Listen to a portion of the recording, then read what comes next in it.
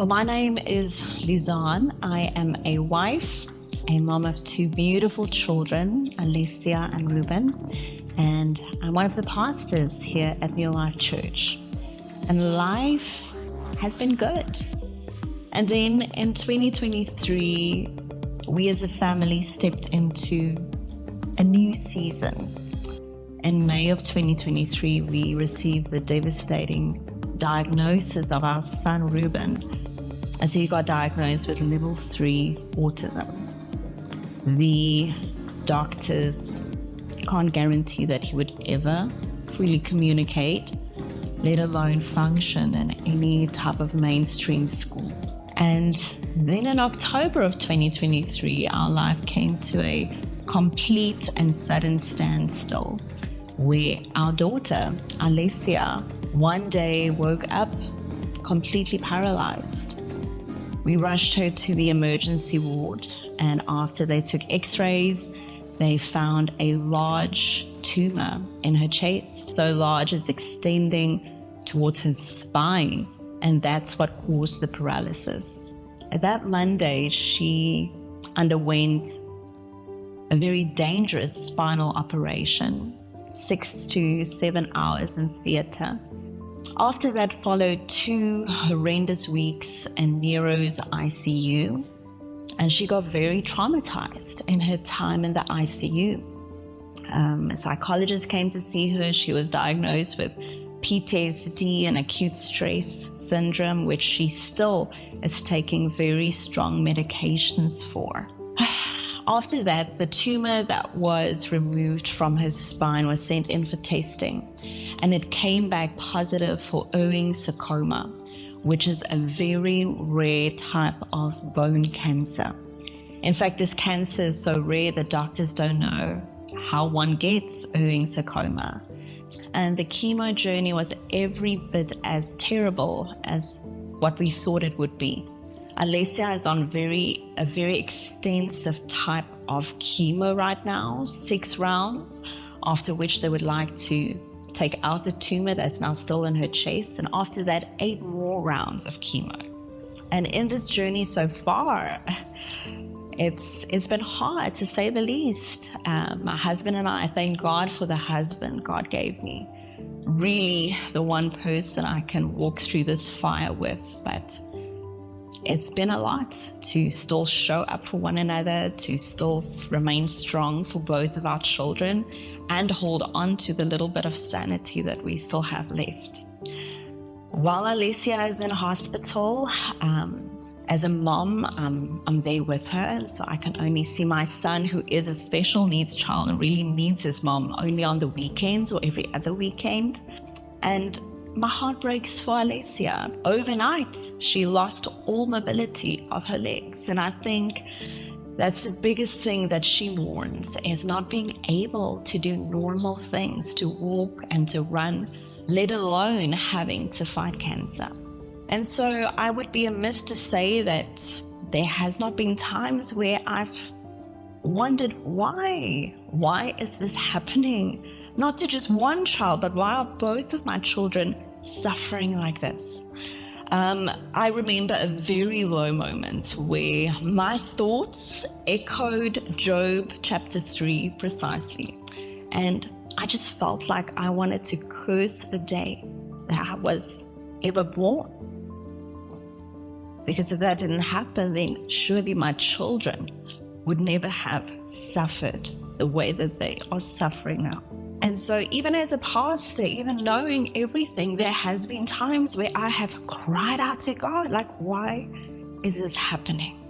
And every time I am just on my knees crying out to God, He showed up every time, comforting me, reassuring me of His closeness. At this point, our days feels like a terrible nightmare that we can't wake up from. We don't know when this is going to end. But even in the darkness, there has been brilliant flickers of light. We don't know what tomorrow holds, but thankfully, we do know who holds tomorrow.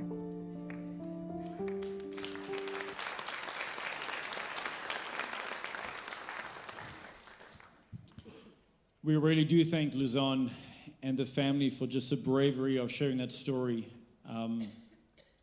They volunteered to share it, actually, when they heard about the topic today, because today we're talking about suffering. And there really is a question of why do bad things happen to good people? Like, why do children of God have to go through suffering and pain and hurt and turmoil? Like, why does it happen to good people? Because I think many of us have this belief somewhere in us that if we follow God right, that the suffering in our lives will decrease. Like, we have this belief that if I can just follow Jesus, if I can walk in obedience, it will mean I will have less problems. I will have less struggles. We've kind of grown to believe that somehow our obedience with God means less pain. And so when we believe that, it gets really confusing when we go through suffering. Because suddenly, we're really confused when we lose our job for no reason. When the person we're praying for ends up dying anyway. When we get diagnosed with a sickness even though we've been living right. Because we've linked these two concepts. We've believed somehow that, following God means less problems. And yet, church, as you start to read through Scripture, you see the Bible's not teaching us that. Like, the Bible doesn't link closeness to God to a lack of problems. In fact, one of the people I think was the closest to God in all of the history of the world was the Apostle Paul. Right? I mean, this guy wrote majority of our New Testament. He was used by God to write the Bible. Talk about being close to God, right? Really close. And yet, he even shares that he went through suffering. And we see closeness to God does not mean an absence of problems. Listen to what Paul went through, like the super Christian, in 2 Corinthians chapter 11 from verse 25. He tells us 3 times I was beaten with rods. Once I was stoned, and not in the way some of you have been stoned, right? 3 times I was shipwrecked. Once I spent a whole night and day adrift at sea. I've traveled on many long journeys. I've faced danger from rivers and from robbers. He came through South Africa, obviously. I've faced danger from my own people, the Jews as well as the Gentiles. I've faced danger in the cities, in the deserts, and on the seas. I've faced danger from men who claim to be believers but are not. I've worked hard and long, enduring many sleepless nights. I have been hungry and thirsty and often gone without food. And I have shivered in the cold without enough clothing to keep me warm. Clearly, closeness to God does not mean a lack of suffering. Clearly, closeness with God, obedience with God, walking this way that we're talking about does not mean a lack of problems. You see, we were in this series called Follow Me, where we're encouraging people to actually follow Jesus, not just to believe in Him, but to live for Him. But for many of us, what trips us up is that as we start following Jesus, we have this expectation that our problems will decrease, our suffering will get less, and then when that doesn't happen, man, we question, why am I even following Jesus? Like, when that doesn't happen, it can often take us out of our faith. And I want to say this, if you have a belief anywhere in your heart that a closeness to God, obedience to God equals less problems, it just makes you an easy target for the devil. Can I just say that? If you believe anywhere that obedience equals less suffering, you're an easy target for the devil. You know why? Because the moment you start following God, all that the devil has to do is just add a little pain into your life. Just inject a little bit of suffering, put a little bit of discomfort, and suddenly you're like, what? If this is what following Jesus is about, I'm out. And so we see many people giving up on following Jesus because they experience pain and suffering. Now, why would the devil stop doing that?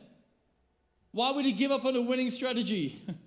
If it's working in your life, if pain makes you stop following Jesus, he's just going to keep up with the pain. And for many of you, you felt this cycle.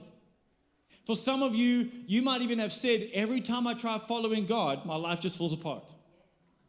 Every time I try just following Jesus, things get worse, they don't get better. We even say things like, my praying doesn't work. Being a Christian, this Christian thing doesn't work. What are we saying when we say that? We're saying, well, what I expected was less problems. What I expected was less pain. What I expected was for God to take away my suffering if I followed him. And that didn't happen. So I don't know if this faith thing, this Christian thing works. And so they go through trials and then they give up. And so today, here's what I want to do. This whole message is about one thing. I want to encourage you to keep on following Jesus even when you're suffering. I want to encourage you today to keep on following Jesus even in the pain, even in the loss, even in the grief, even in the unexpected, to keep on following, to hold on to Jesus through the storm. Today I want to encourage you, and I want to share some of the things that I've dealt with or the things that I've thought through in my pain, because, maybe it doesn't look like it, but I've certainly in my life experienced my fair amount of pain and suffering and loss. There have been many things in my life that have driven me to my knees, that have made me call out, why, God? There have been many things that have not made sense to me, that have not felt fair, that have not felt right, that's felt like an injustice. And so I want to share some of the things, the journey that God's taken me on, and trying to get to a place where I understand perhaps some of the reasons for the pain that you and I face. And I really think we have to take it right back to the beginning and just try answer this very foundational question is, why is there bad in this world? Why is there even evil in the world? Why? If God is sovereign and God is all-powerful, and he has the ability at any time to stop the devil and trap him, which one day he will do, why does he allow evil to exist?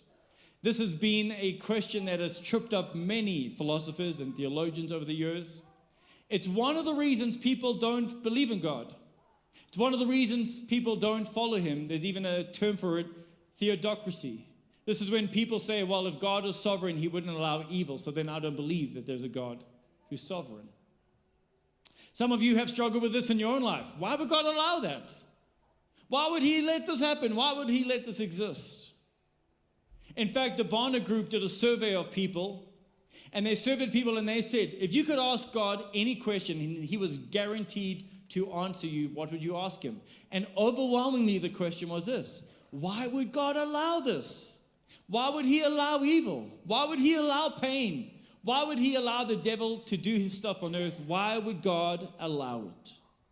And so, why does God allow evil to exist? Well, I want to just share with you the way that I've made peace with this. And I want you for a moment to try to put yourself in the shoes of a creator, someone who has the ability to create. And I want you to imagine with me. Can you imagine for a second? Imagine that I had the ability to create a colony of ants. Okay, so I'm going to put these ants in a little glass jar, and I'm going to create these ants, and I love these ants. And I actually want to help them in their life. I want to be a friend to them. I want to support them. I want to encourage them. And as I'm creating them, what if I kind of come to this question, what if the ants don't love me back? What if the ants don't like me? I mean, I want to love them. I want to be in a relationship with them, but what if they don't like me back? And so as a creator, I've got one of two options. Option number one is I could create and put in their DNA just this absolute love for Ryan. Like I could just infuse it into the DNA so they come out of the little ant egg saying, Ryan's amazing, right? And this is how they spend their days, just going in circles. Ryan's amazing. We love Ryan. Ryan's amazing. Now, I could do that as a creator. I had the power to put that in the DNA, to just force them to worship me and to love me. The problem is, while these ants are dancing in a circle saying, Ryan's amazing, I'll know. They don't really believe that, right? That's actually just me echoing my own thoughts back to me, that it's not from them. It's not their free will. They didn't decide to love me. And so suddenly their love doesn't feel really genuine, because it's not. Their worship doesn't seem sincere, because it's not. They were created. They were forced. They were brainwashed. They had no choice. And so then there's a second option I'm left with as a creator, is I can allow these ants to experience everything in the world. And what if they get to, as they come out the egg, experience everything in the world? And while they're experiencing this world, I try to reveal myself to them and my heart and my character and my love and my power and my awesomeness and my beauty. And what if some of these ants, after experiencing everything else this world has to offer, what if some of them look to me and say, Ryan, we love you the most. Ryan, we think you are the coolest. Ryan, we think you are the most awesome. Church, suddenly now we have genuine love. We have genuine worship. And the only way your love for God and your worship of Him could ever be sincere and genuine is if you had a choice. And so God has had to introduce in this world choice. And one of the greatest gifts He's given you is free will, which means you have to be able to choose to either love Him or love something else. Evil has to exist. There has to be a choice. If I said to you, hey, what do you want for supper tonight? You only have one of two choices. You can have McDonald's or McDonald's. Well, do you now have a choice? No, because I can only choose one thing. The only way for you to have free will and true choice is if I give you options. And so God has done that for us. He's allowed us to either choose to love Him or we can love other things, to follow Him or follow other things, so that the few that choose to love and follow Him, their love is genuine and their worship is sincere. That's the kind of worship He's now looking for.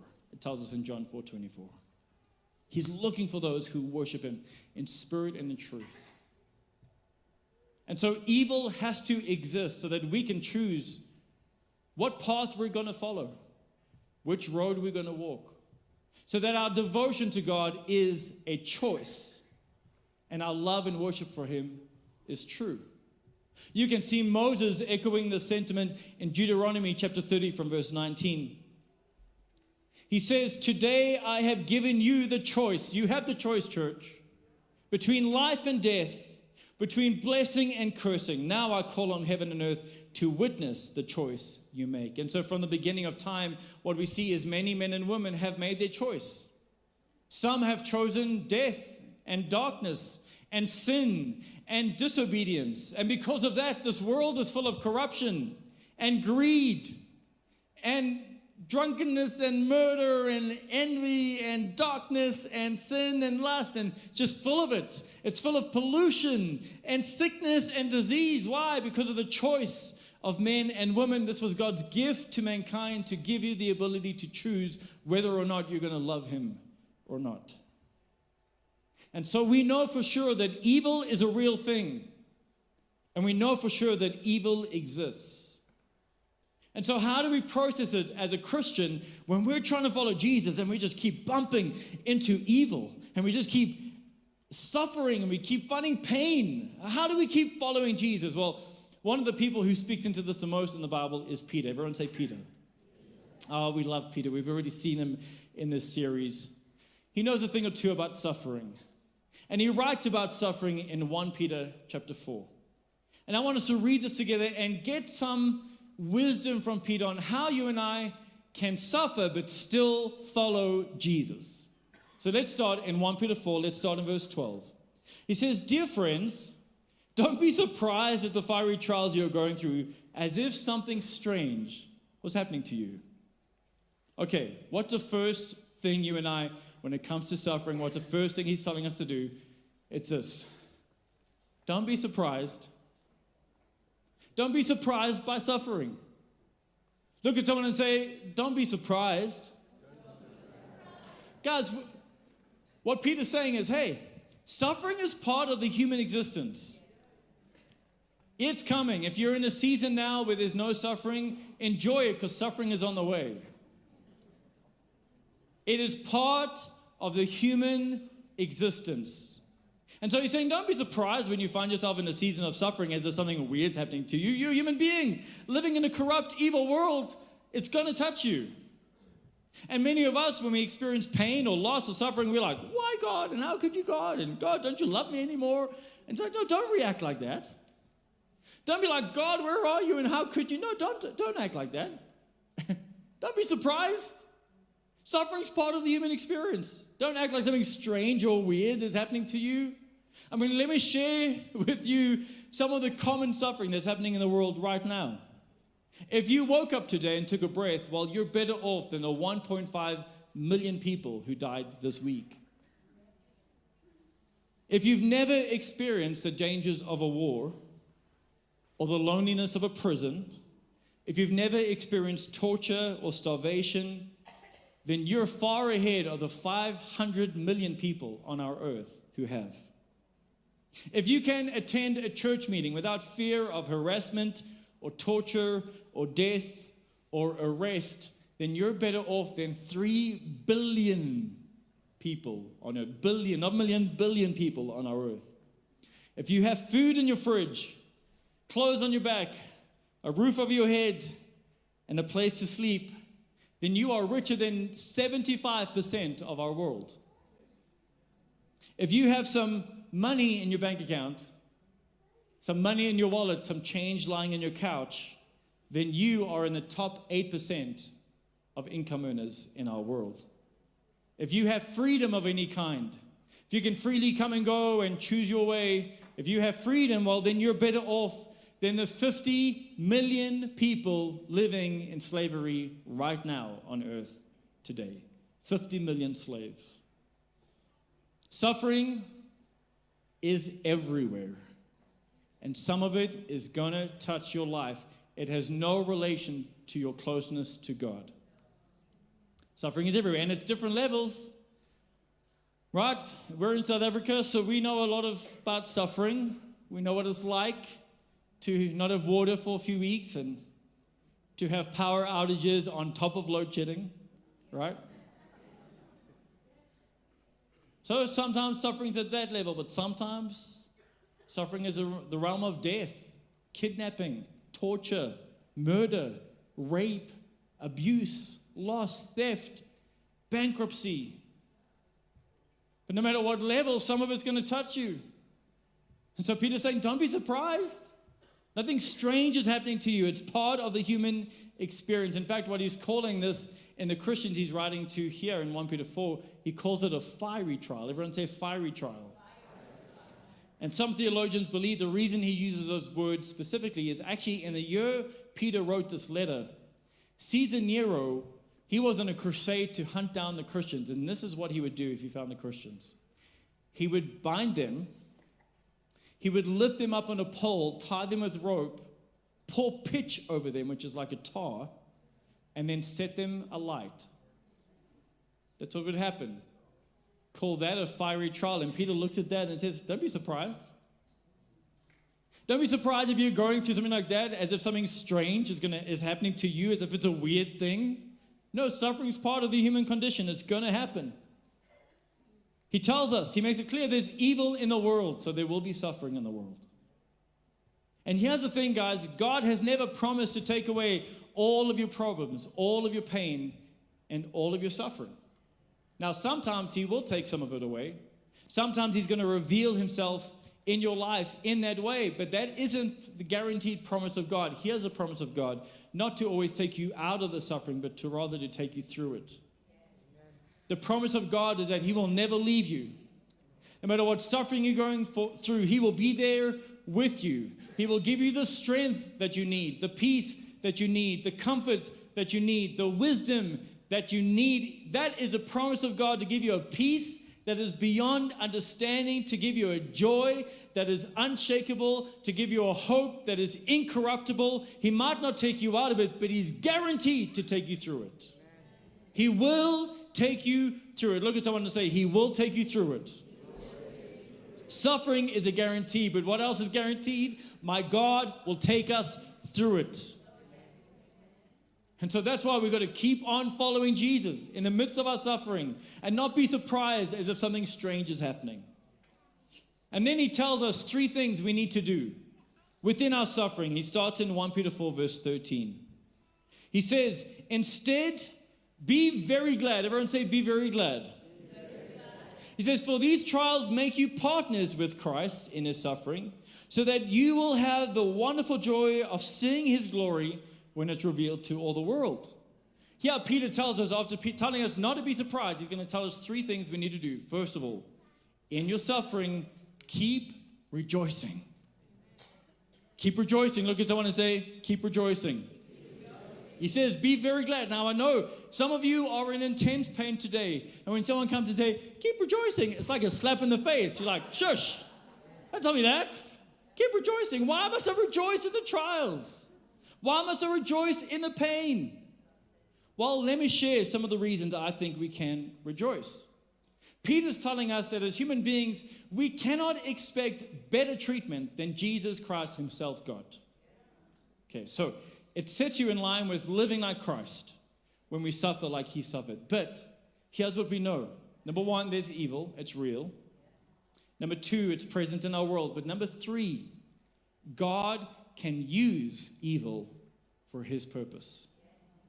God can use suffering for his purpose. I want you to know this, church. This is why we can rejoice. God can use it anyway.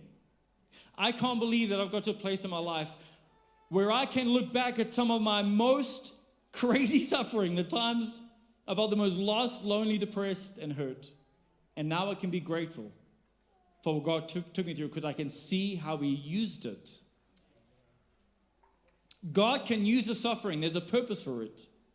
There is a purpose behind the pain. Here are some of the ways God uses suffering. Number 1, suffering can purify you.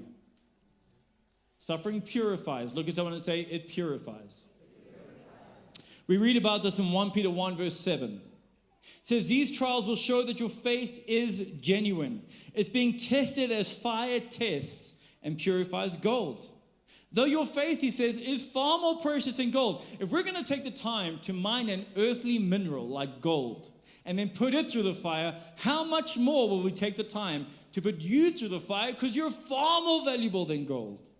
He says it will bring much praise and glory and honor on the day when Jesus Christ revealed to the whole world. I want to read it again. So when your faith remains strong in many trials, it will bring much praise and glory and honor on the day Jesus Christ is revealed.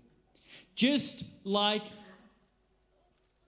fire refines gold, which means that as you burn the gold, as you melt it, it brings up all the junk, all the things that shouldn't be there, all the impurities. It's only the fire that can purify gold like that. Scripture's saying, well, sometimes God's going to do that in your life. He's going to turn up the heat because there's some junk he wants to get rid of. There's some things that maybe you've been avoiding that now he wants to deal with. There's some things that make you toxic, some brokenness you've been hiding, some lifestyle issues that you've been avoiding. God sometimes saying, sometimes I'm going to use suffering to purify you. And it's a good thing. So rejoice. God might be doing an active work in your life, purifying you. Right? C.S. Lewis was famously asked, why do the righteous suffer? And he famously answered, why not? They're the only ones who can take it. Wow. You know, and I do look at people who are unbelievers, who have no one to take them through the trial, who have no hope and strength and comfort in the middle of their storms. And I often think, how do you do it? Like, how? How? You and I know that even in the suffering, often God has a purpose. He has a plan. Sometimes he uses it to purify you. You know, if our life was a house, I think we would treat suffering like the dustbin of the house. Right? Like the doghouse, the lowest part of our house. Paul elevates it, and he says suffering is like the main bedroom. He exalts it, and he says suffering can be a great thing in your life. It can be used to purify you. Sometimes that's why God will allow you to go through it. Second thing suffering does is suffering humbles you. Look at someone and say, suffering humbles you. Guys, I want to say pride is a faith killer. You know what pride is? Pride is a belief in some way that you don't need God. So like, I'm strong enough, I'm good enough, I'm smart enough, I'm wise enough, I don't need God. It's the original sin, right? This is what got the devil kicked out of heaven, because he thought he could do it and he didn't need God. Guys, pride is something that at some point we're probably all going to struggle with. In fact, the Apostle Paul himself was struggling with pride. As he made this whole list of how God was using him, he was saying, you know what started to come about?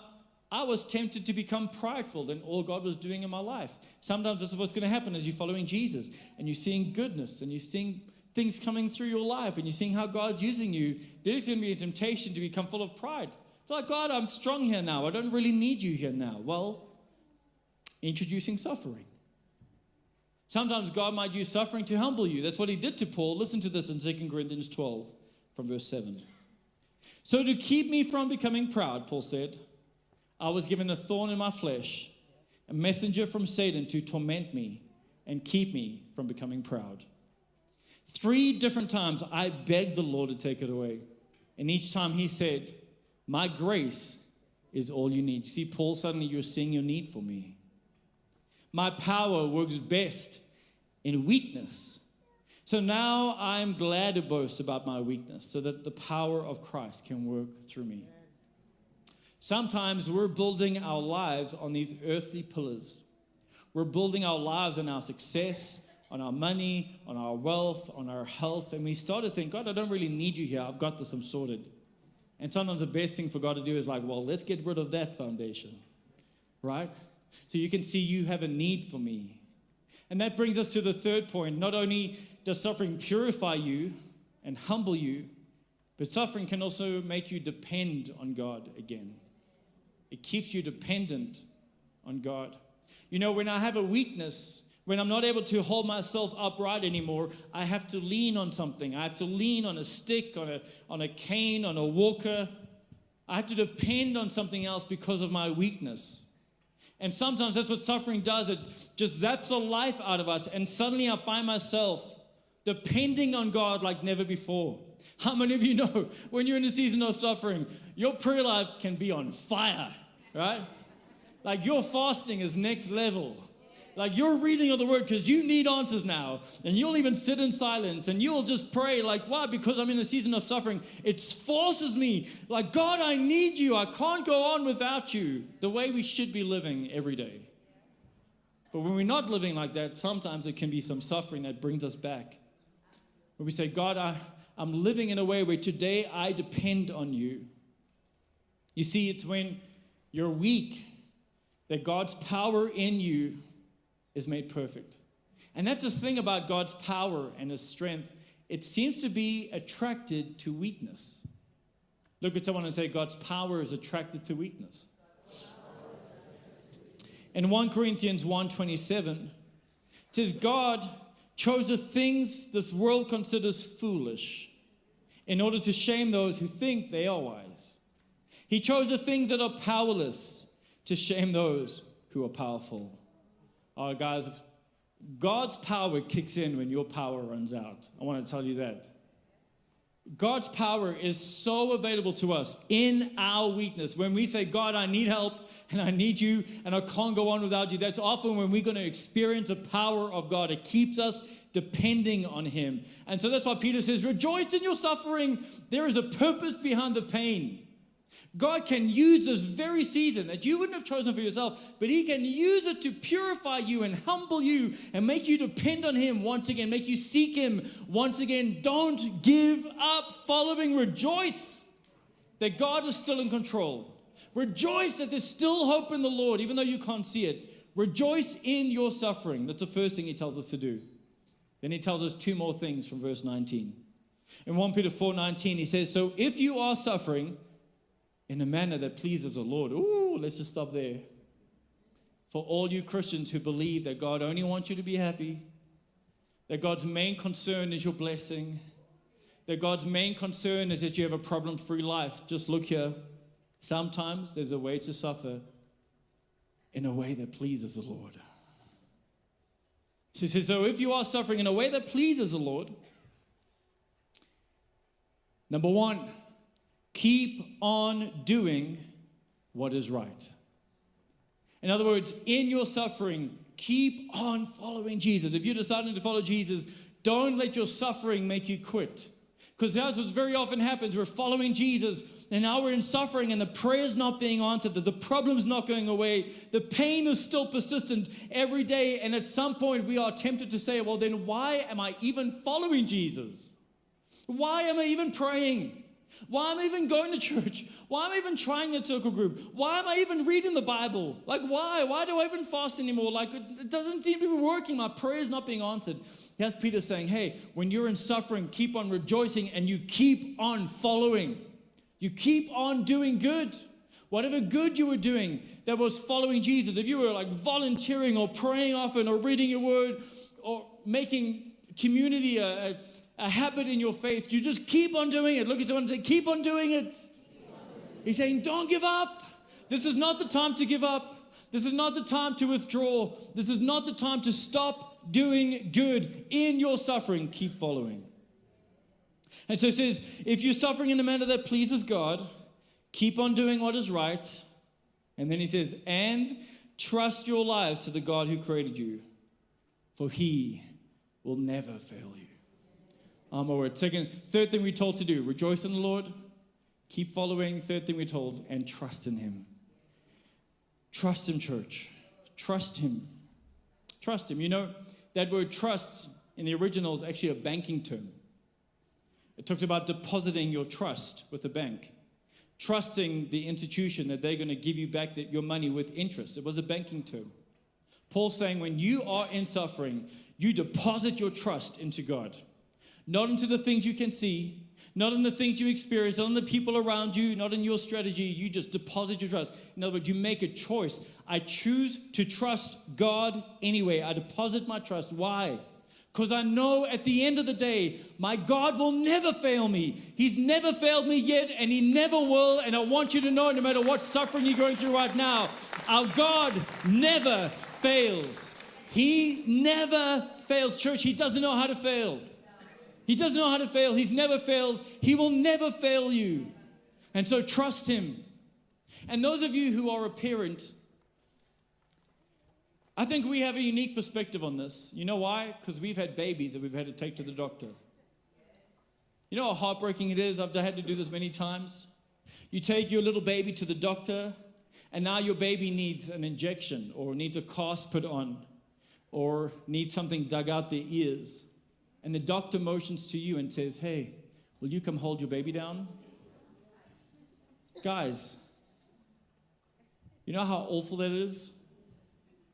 When your baby looks at you screaming, and you can see what they're thinking. How could you?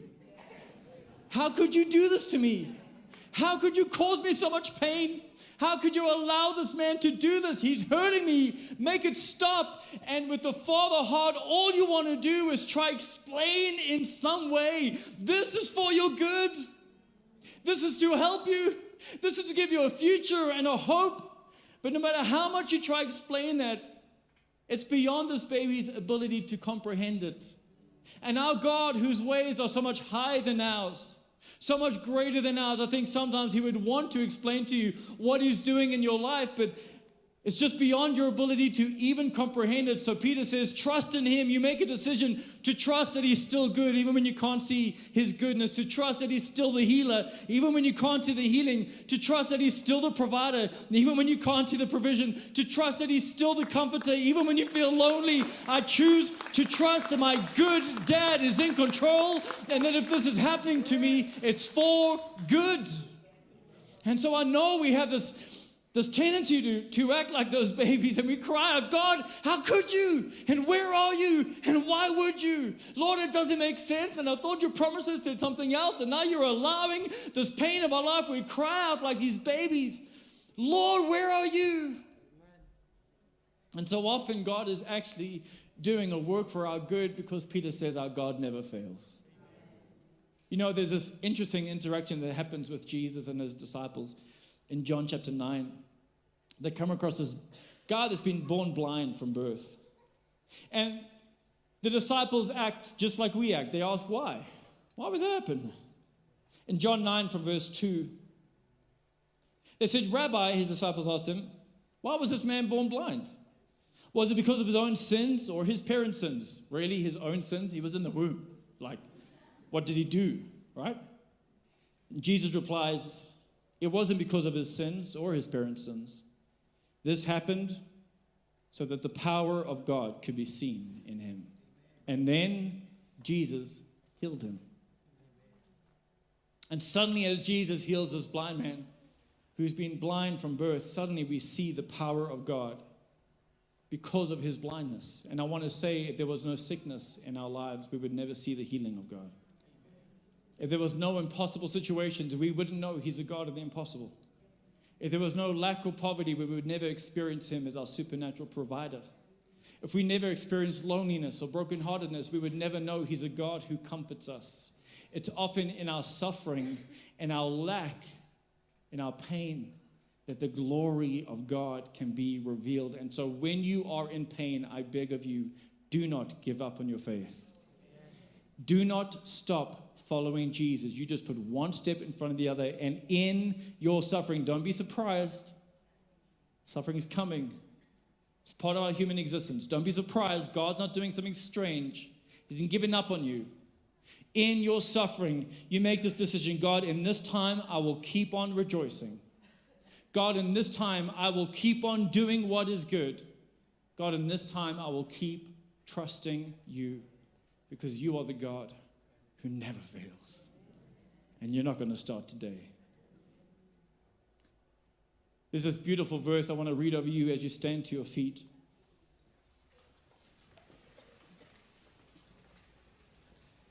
Can I invite you now? I just want this to be really private and personal. Can you close your eyes? In Romans 8, verse 28, it says, and we know that God causes everything.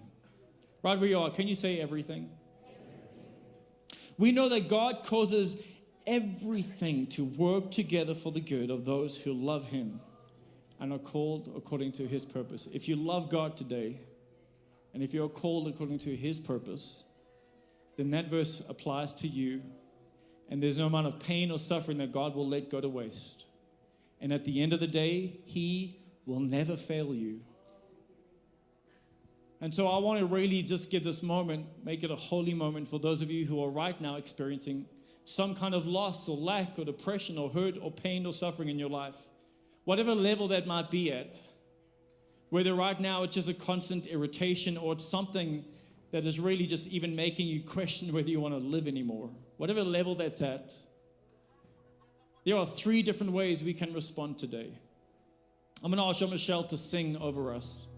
And as he sings over us and ministers to us with song, I believe some of you need to just spend this time in prayer. You need to just reaffirm your trust for your good Father and to say, God, if there's pain in my life right now, I don't understand it, but I trust you're still good. You just need to have a conversation with your Father right now. Some of you need to worship God. You need to join in this song or sing a new song to God. You need to make a decision right now in your pain that you're going to choose to worship. You're going to choose to rejoice. You're going to choose to just declare God's goodness and his greatness and his love in the midst of your pain. Some of you, as you talk to God, need to reaffirm your commitment to good works. Maybe you've given up praying. You've given up reading the Bible, coming to church, or maybe you've given up serving or going to a circle. You've given up because of the pain. Today, I want to encourage you, keep on doing good in the middle of your suffering. And then finally, I want to ask our prayer team to come up. Can our prayer team come here, our pastors, our elders? I believe there's some of you, you just need us to stand with you in prayer. You need us to declare God's goodness and power in your life, in your circumstance. You might not know how to get through this pain. It might be too much for you to bear today. Well, we're going to then stand with you in prayer. And so right now, whether you need to pray privately, worship God privately, whether you need us to stand with you in prayer, use these 5 minutes. I want to ask that you don't leave unless you're a volunteer somewhere. Let's use this time right now to really press into the God who never fails. I want you to evaluate the places in your life where you're suffering. Can you rejoice in it? Can you thank God in it? And can you keep on following Jesus anyway. Let's spend this time with Jesus right now.